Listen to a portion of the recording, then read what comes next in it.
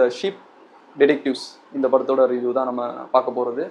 இந்த படத்தை பொறுத்த வரைக்கும் என்ன மாதிரி கான்செப்ட்னா, ஒரு ஆடு வளர்த்துட்டு ஒரு தனிமையில் வாழ்கிற ஒரு ஹீரோ, அவர் வந்து இந்த ஆடெல்லாம் டெய்லி நைட்டு தூங்கும் போது ஒரு சஸ்பென்ஸான ஒரு க்ரைம் ஸ்டோரியை வந்து டெய்லி அந்த ஆடுகிட்டலாம் வந்து பகிர்ந்துப்பார். எப்படிலாம் வந்து ஒரு சஸ்பென்ஸை கண்டுபிடிக்கணும் அப்படின்னு சொல்லிட்டு ரெகுலராகவே நைட் ஆனால் அவர்கிட்ட ஒரு புக்கு படித்து காட்டுற பழக்கம் அவருக்கு, அந்த ஆடுங்களுக்கு. அந்த ஆடும் வந்து வரிசையாக வந்து அங்கே அமைதியாக உட்காந்துக்கிட்டு அந்த கதையை வந்து ரொம்ப இன்ட்ரெஸ்டாக கேட்டுகிட்டே இருக்கும். ஸோ கேட்டுகிட்டே இருக்கும்போது ரெகுலராக இந்த மாதிரி அவர் நைட்டு கதை சொல்லிகிட்டே இருப்பார்.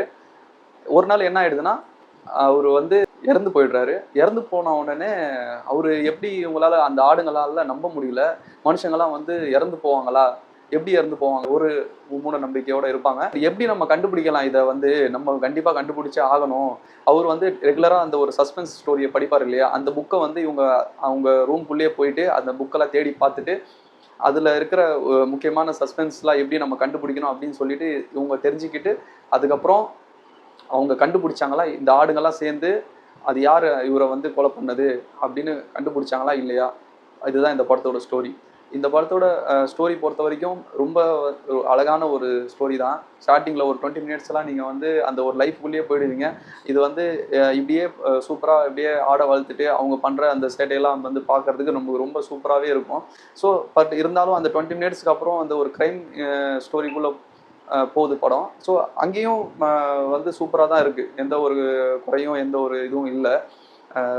எடுத்துக்கிட்ட ஸ்டோரியை வந்து ரொம்ப அழகாகவே டெலிவரி பண்ணி முடித்தாங்க. எண்டில் வந்து அது சூப்பராக இதாக இருக்குது. அது ஒரு சீனும் வந்து அந்த கண்டுபிடிக்கிற சீன்லாம் வந்து மனுஷங்க வந்து மூலயமா இந்த ஆடுங்கள்லாம் வந்து எப்படி கண்டுபிடிக்குது, ஒரு ஆளை வந்து எப்படி தேர்ந்தெடுக்குது, இது கண்டுபிடிக்கிறதுக்கு தகுந்த ஆள் யார் போலீஸில், ஸோ அவங்கள தூண்டி விட்டு அவங்க மூலியமா அப்படியே ஒரு இன்வெஸ்டிகேஷன் பண்ணுற மாதிரி இந்த ஆடுங்கள்லாம் எப்படி பண்ணுது, அதெல்லாம் வந்து ரொம்பவே பார்க்கறதுக்கு இன்ட்ரெஸ்டாக இருக்கும். நம்ம வந்து ரியலாகவே இதெல்லாம் வந்து நடக்குமா அப்படின்னு நமக்கு யோசிக்கிற வைக்கிற அளவுக்கு வந்து ஸ்க்ரீன் பிளே எழுதியிருக்காரு டேரக்டர்.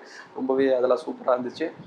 அதே மாதிரி சினிமாட்டோகிராஃபிலாம் பயங்கரமாக இருக்குது. விஎஃப்எக்ஸ்லாம் வந்து சொல்லவே தேவையில்லை. எந்த இடத்துலையும் நமக்கு வந்து இதுதான் விஎஃப்எக்ஸ், இதுதான் ரியல் அப்படின்னு நம்மளால் எந்த இடத்துலையும் நம்ம சொல்லவே முடியாது. அந்தளவுக்கு சூப்பராகவே வந்து இருக்குது. படம் நீங்கள் பார்த்து முடிக்கும்போது நம்ம பெட்ஸ் மேலே வந்து லவ் இல்லாதவங்க கூட அவங்களுக்கு சின்னதாக ஒரு ஆடை பார்க்கும்போதோ ஒரு இதை பார்க்கும்போதோ நமக்கு வந்து ஒரு ஓகே, நம்மளோட இணைஞ்சது தான் இதெல்லாம் வந்து அப்படின்னு சொல்லிட்டு நமக்கு ரொம்ப ஒரு ஃபீலை கொடுக்கும். சூப்பராகவே இருக்குது. கிட்ஸு பயங்கரமாக என்ஜாய் பண்ணுவாங்க இந்த படத்தை பார்த்தா. பெரியவங்களும் தாராளமாக இந்த படத்தை வந்து பார்க்கலாம். எல்லாருக்குமான ஒரு படம் தான் இது. இந்த ரிவ்யூ உங்களுக்கு பிடிச்சிருந்தா லைக், ஷேர், கமெண்ட் பண்ணுங்கள், சப்ஸ்கிரைப் பண்ணுங்கள். முக்கியமாக எல்லாருக்கும் ஷேர் பண்ணுங்கள். இந்த ரிவ்யூ வந்து ஷேர் பண்ணாதான் சில பேர் வந்து படம் பார்க்காதவங்க கூட நிறைய பேர் இந்த ரிவ்யூ பார்த்தா பார்க்கறதுக்கு வாய்ப்புகள் இருக்குது. ஸோ அதனால் மறக்காமல் ஷேர் பண்ணுங்கள். ரொம்ப நல்ல படம். நீங்கள் வந்து கண்டிப்பாக இந்த படம் பார்த்தா என்ஜாய் பண்ணுவீங்க. ஓடிடியில் இருக்குது, அமேசான் ப்ரைமில் இருக்குது. ஸோ அதில் போய் நீங்கள் பாருங்கள். Thank you.